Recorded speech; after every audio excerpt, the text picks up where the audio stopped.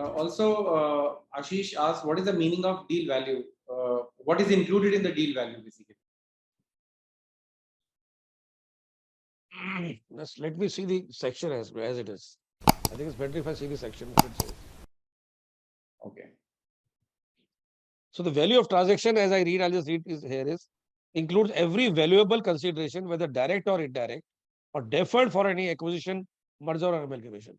So it's a very broad definition. So it is not only direct, value, even indirect value or deferred value. You may have seen certain future scope, into the market, into the growth of this business. Even that may be considered as a deal value. So it's basically to capture the e-commerce. Let me tell you, it's this deal value threshold has come to capture the big ticket size, big transaction between the digital companies with the large big tech companies. Because see, Google, for example, when Facebook took over WhatsApp, imagine the size of the deal. Imagine the size, $19 billion at that time. And it was naturally, but Facebook had no assets or turnover in India. So they were notified in India. Those are notified in US, they notified everywhere else where deal value threshold exists. That is the catch.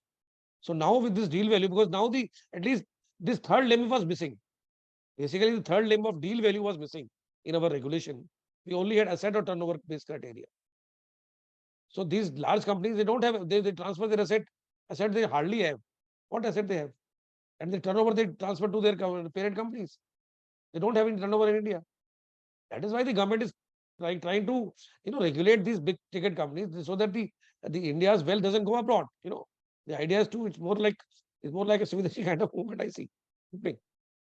So, Mr. Sharma, a couple of related questions from my side, just to sort of get home the point thoroughly. This is very important for combinations. So, if a company in the US, an investor in the US is acquiring a company, the holding company in Singapore by acquisition of shares, but the substantial value rests in India, just like the historical Vodafone case, and so many other things happen. So, still in this kind of combination where US acquiring a Singapore entity, but the value rests in India, will CCI not be required by anybody? Yes, it will be, because local nexus test. As I say, if you are present in India, if your presence is in India, though the transaction is taking place outside India, it will have effect on Indian business also. Right. You'll have to require, provided it is not de minimis, provided it is not a small target which you are acquiring. See, what happens, Sumit, is these are very smart. Companies are very smart. They do small business they take over. They small pocket they will take over, not the whole thing. Because now under the law, you can take over units also.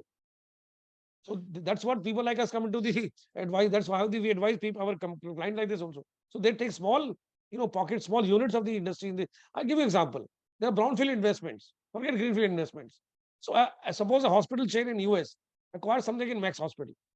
It will not acquire the Max Hospital complete. It will acquire, say, a cancer unit of Max Hospital. And its total value will not be more than 300 crore. So you don't have to notify.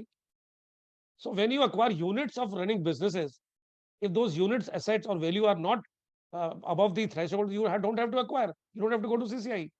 That's how the business takes place. I mean, I don't have to explore everything here. The point is, the companies are very smart. The corporate restructuring is done very smartly. That's why law firms exist, us exist, and like you exist maybe. So that is. And incidentally, Max Hospital is using Complinity. Very good. That's good. I dare say anything more. I dare say anything more on that. Okay. But I'm saying that we have client confidentiality, client privileges with us. That's the point is that your question is very valid. So it's not that if there is a transaction. And one more thing, let me tell you, there is another question, since it's a supplementary question, I must clear that if suppose there is a deal taking place outside India, there are multinational companies which are present outside India. So they have actually filed their notice in their parent jurisdictions with their antitrust authorities. So will they now feel that since we have filed there, will they not file in India? They'll have to file. Now, even if they have filed, will they have to wait for the approval of the Indian authority just because the approval they have taken in US, for example? Suppose in their parent jurisdictions, wherever they are based, the competition authority, they have cleared that merger, right? But in India, they have just filed. So should they wait for that, or should they go ahead with the merging the entities? They cannot. That will also be substantial gun jumping. They have to wait for the Indian legs approval. Right. Multinational companies which are present all over the globe, large conglomerates, they have to file in every jurisdiction they have to file. And they have to wait for the approval of the particular jurisdiction. Without that, cannot do. There have been cases in this country where this has happened earlier. People did not know. There are large US companies who have paid crores of fines to CCI. Right. And also this 2000 crore of deal value or 2000 crore of asset value, in the same example, if the US company is acquiring a Singapore headquartered company, but the value is in India. So this 2000 crore, is it the deal value attributable to the Indian business? Or if suppose Singapore has other subsidiaries in Philippines, Thailand, Dubai, etc. And if it's a global company, but okay with 60-70% business in India. So is it 2000 crore has to be attributable to the Indian value or the overall deal value? So it's slightly confusing. Very good question. Very good question. See, what the law says now is that the deal value should be about 2000 crores. The deal value is wherever the agreement is taking place. You will have an agreement. There, the deal value will have to be mentioned that what is the consideration, isn't it? So the consideration could be anywhere. So in your example, if US company buys a Singapore headquartered company, and the value of the deal between them is 2000 crore between the US and Singapore. Right. So that value has nothing to do with the presence in India. Right. In India, they had to just be present. They should have significant business nexus in India. That significant business nexus will be notified by the CCI by regulation. We don't know as of today. But they have to be present in India. And if they are present in India, irrespective of what value it is attributable to Indian company, this will have to be notified. Oh, that's quite means just because they are present. Just because they are present in India. Just because they are present in India. Right. So presence in India, there are companies which are multinational, as I said, they have to notify to the commission. So the deal value will be between the parties, not whether they are present in India or not. Understand.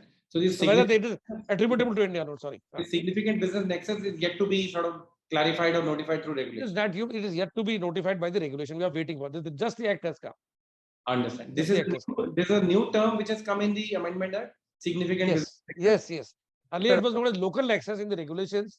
Now this term has been coined by the Competition Law Review Committee and picked up by the Parliamentary Standing Committee.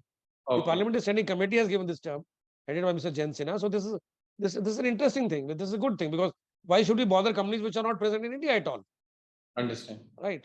So, for example, Tata buys a coffee shop in Brazil. So Tata is not present. Suppose, for example, this company is not present at that coffee shop, has no presence in India. So de minimis ho gaya na. That is why it is that is what is they need not file, because there is no presence of the target in India. Right. Okay, and somebody else. Proceed, sir. Yeah, I think we'll take one or two question and then we can proceed to the next section. I thought you will have Q&A at the end, but anyway, I don't mind. No. As interactive as it goes, I like that.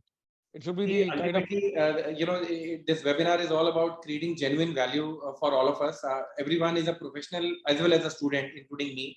And I hope I'm able to create some value, something. Yeah. No. I'm learning a lot, and I'm making my own notes also. So one more question, Mr. Sharma, which has come is, please explain what would be the effect of change in the definition of group post this amendment, that is reduction from 50 to 26% in group level notification. So what is the effect of this change from 50 to 26? Sir, it's a big change. It's a big change, because after 2021, the group was broadened to include up to 50%. That means if you are having shareholder in a company and your shareholder in another company is up to 50%, that company will be part of the group. But now it has been brought to 26%. So it is actually halved. So it will widen the net. It will widen the net. More and more transaction will come into the CCA net now. Earlier they were exempted. Because people generally buy small percentages in companies. They don't buy 50%. Right. So they were actually, earlier their exemption was you could buy up to 50% and you will not be qualified as a group. So there are regulations on how intergroup merger take place. That is a matter of detail. But the point is that exemption was actually enjoyed by the companies for 5 years. Good 5 years. But that has been withdrawn now. So now with this, that means if anyone is buying more than 26%, these things will get triggered. If it is less than 26%, these things will not get triggered. Not things, it will be part of the group. Not all things, it's a part of the group. It's a group transaction. Yeah. Right. No, but that so many caveats. So CCI nods which are required, do they have anything to do with this 26 and 50? No. It's your structure, that's all. Okay. It's your structure. Okay. If you are taking the benefit of being a group, suppose an intra-group exemptions are there, na? Right. And the schedule 1, there are various exemptions given to intra-group mergers, intra-group transactions. So those benefits will go, basically.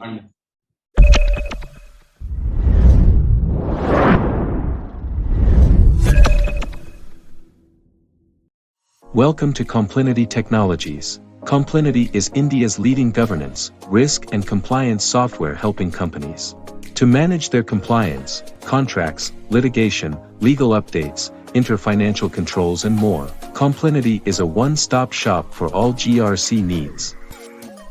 With our proprietary 12 GRC modules and real-time legal updates on 2,000+ laws and 24,000+ compliances. All in an integrated platform that is easy to use with automated alerts and risk management capabilities. Is why compliance managers, general counsels and chief financial officers choose Complinity every time. Join the most innovative and prestigious brands that use Complinity. Automating your compliance management, request a demo at complinity.com.